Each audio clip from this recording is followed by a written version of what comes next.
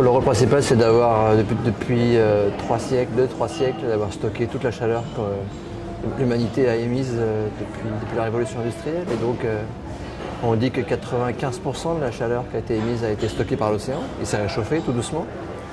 Mais ça a permis d'avoir aujourd'hui la vie qu'on a aujourd'hui sur la planète et de ne pas changer le climat beaucoup plus vite. En fait, il a un rôle stabilisateur du climat gigantesque. L'océan, aujourd'hui, joue et a joué un double rôle.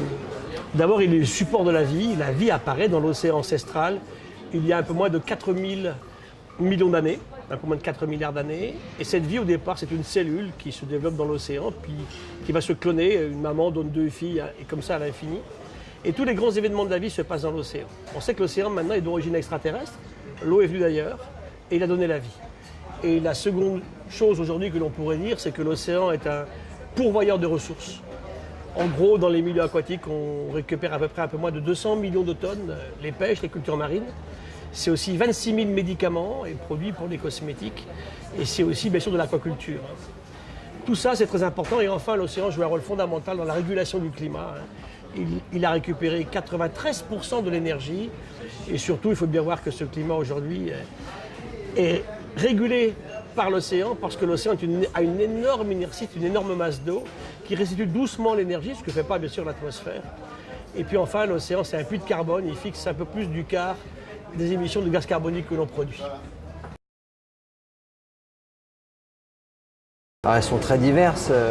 Bien sûr, il y a les protéines, tout ce qui concerne la nourriture, l'alimentation qui vient des océans. Et on parle des poissons, on parle de tout ce qui vient de la mer, tous les produits de la mer. Mais également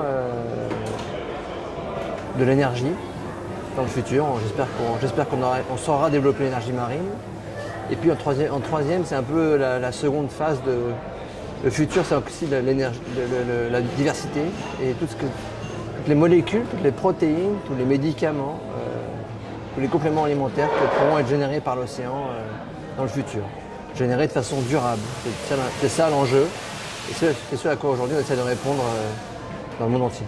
Alors les richesses, elles sont de 3 ordres. Les pêches mondiales, c'est aux environs de 90 millions de tonnes, les débarquements. Tous les pays sont intéressés, bien sûr, qui ont un accès au littoral maritime. De l'aquaculture, aujourd'hui en gros c'est 101 millions de tonnes d'aquaculture, et c'est à peu près 90 par les pêches. Et 26 000 médicaments et cosmétiques qui sont tirés de l'océan. Et demain, les gens songent à y récupérer des ressources minérales aussi. C'est la vraie question partout en fait, c'est pareil sur la Terre. Comment aujourd'hui je vais protéger une zone, ou je vais exploiter une autre, et je vais avoir une exploitation qui est durable, soutenable dans le temps. Ça veut dire que l'humain tire des ressources, mais pour les ressources vivantes c'est génial parce qu'elles se reproduisent en permanence, alors qu'aujourd'hui on dépasse les seuils de renouvelabilité. Ce qui fait que si on admet une gestion modérée, on peut avoir une ressource infinie dans l'océan qui continue de nous apporter ces ressources parce que la vie se reproduit bien sûr dans l'océan. Aujourd'hui on pêche trop, on épuise les stocks de poissons sur la planète. Pas partout, mais certains acteurs épuisent la grande majorité des poissons. Et donc il faut arriver à réguler tout ça, à trouver une façon de gérer cette cueillette. C'est la dernière cueillette de l'humanité en fait, c'est la pêche. Le reste on élève, on fait grossir, on fait grandir, on cultive. Dans l'océan on prend. Et donc comment régler ça dans le futur? Et pour l'énergie c'est assez simple, ça n'a pas trop d'impact sur l'océan en lui-même. Et puis sur les autres produits de la mer comme les médicaments,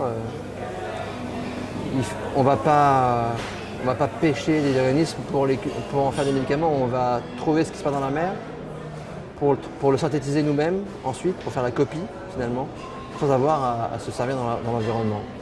Et c'est ça l'enjeu de l'économie bleue dont on parle beaucoup, c'est de l'économie bleue d'accord, des emplois à partir de l'océan d'accord, mais comment le faire de façon durable, de façon circulaire, pour que, une fois de plus, cette économie durable, cette économie du bleu, elle soit circulaire aussi.